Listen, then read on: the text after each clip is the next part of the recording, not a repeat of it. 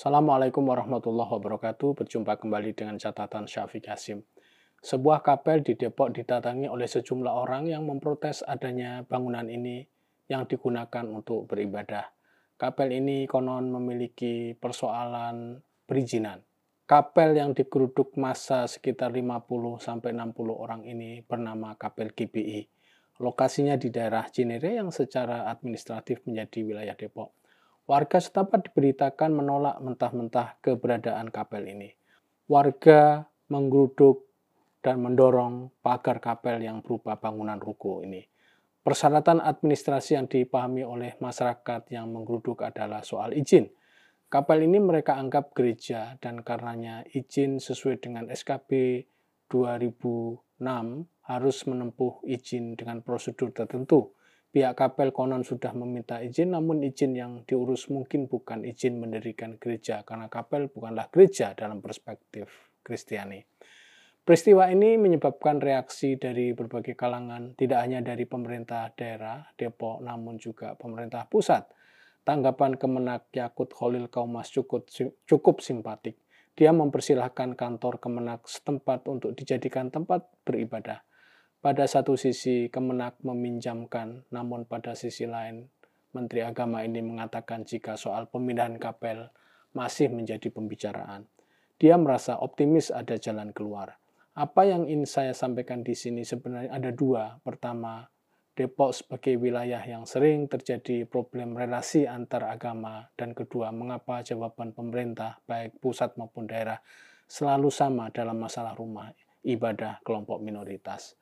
Soal Depok yang menjadi wilayah di mana hubungan antar umat beragama sering terjadi konflik, ini sebenarnya menjadi pertanyaan terus-menerus di kalangan kita.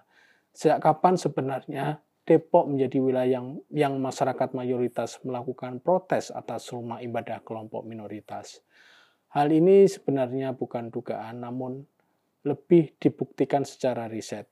Setara Institut menyatakan jika Depok menduduki tingkat tertinggi sebagai kota intoleran di Indonesia.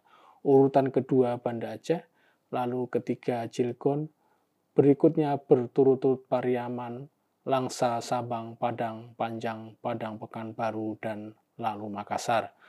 Menurut Setara Institut, posisi Depok sebagai kota intoleran tidak mengalami perubahan selama 3 kali riset atau 3 tahun terakhir. Wali Kota Depok Muhammad Idris menanggapi jika temuan Setara Institut tidak sesuai dengan kenyataan di lapangan. Idris justru melihat hal yang berbeda. FKUB atau Forum Kerukunan Umat Beragama berjalan dengan baik.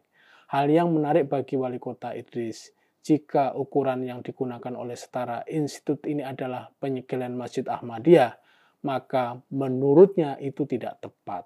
Bagi Idris, penyegelan Masjid Ahmadiyah sama sekali tidak melanggar undang-undang.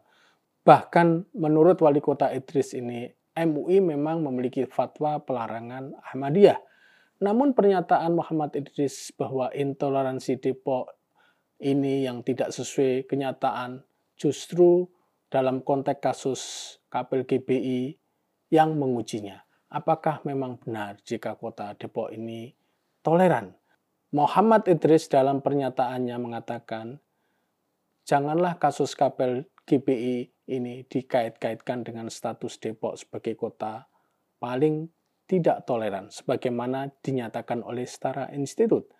Namun sekali lagi, mestinya jika kota Depok baik-baik saja, maka kasus-kasus seperti yang dialami oleh GBI tidak pernah terjadi atau terulang lagi. Bahkan menurut Muhammad Idris, massa yang datang ke Kapel GBI ini bukan mau menyerang atau menyeruduk, namun mereka ingin melihat saja.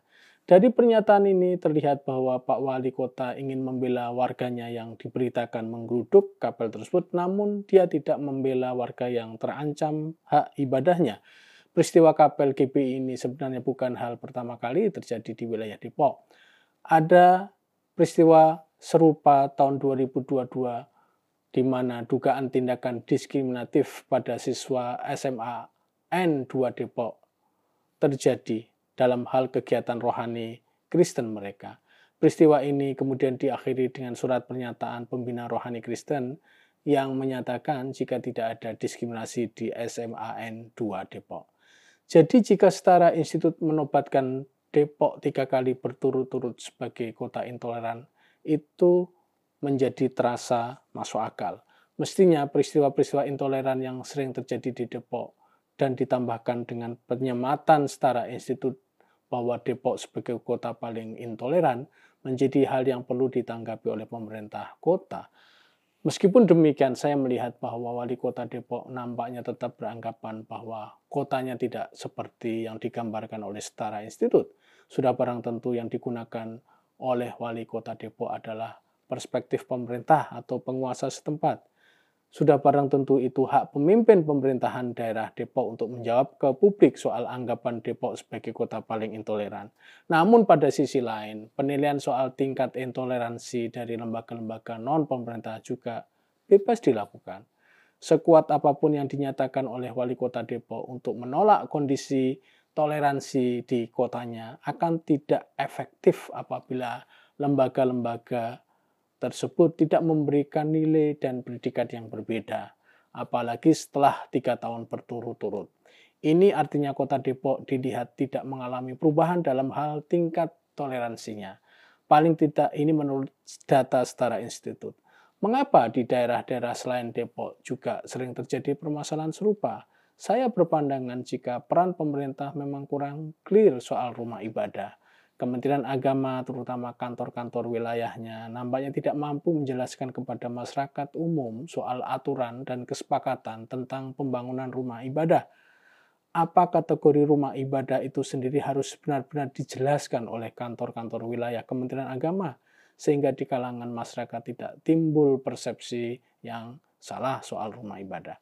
Belajar dari kasus Depok, masyarakat menganggap bahwa setiap ruang yang dijadikan sebagai tempat ibadah, rumah, kantor, dan lainnya itu dipahami sebagai rumah ibadah. Padahal kapel dalam definisi kalangan Kristiani itu bukan gereja atau bisa dikategorikan sebagai bukan rumah ibadah resmi. Masyarakat awam sudah barang tentu banyak yang tidak memahami masalah seperti ini karena urusan sehari-hari mereka saja sudah rumit. Pengetahuan akan agama orang lain adalah hal yang mewah bagi mereka karena mungkin mereka anggap hal ini bukan bagian dari kebutuhan pokok mereka. Siapa yang bertanggung jawab akan masalah ini? Tidak ada pihak lain selain pihak pemerintah. Dalam berbagai levelnya, Kementerian Agama dalam ini bertanggung jawab untuk menjelaskan hal-hal seperti ini karena keberadaan Kementerian Agama ini memang salah satunya ditujukan untuk menangani masalah keharmonisan dan toleransi beragama. Jangan setiap ada masalah beginian, jawaban Menteri Agama selalu sama. Sebagai catatan, lembaga-lembaga pemerintah, Kota Depok, dan Kementerian Agama nampaknya kurang maksimal melaksanakan perannya untuk menjadi pendidik dan penjelas masalah yang rumit tentang keharmonisan dan toleransi umat beragama. Kementerian Agama dan Wali Kota Depok penanggung jawab utama masalah toleransi dan harmonisasi umat beragama harus memiliki jawaban yang tidak biasa saja untuk setiap masalah intoleransi yang muncul. Demikian, wassalamualaikum warahmatullahi wabarakatuh.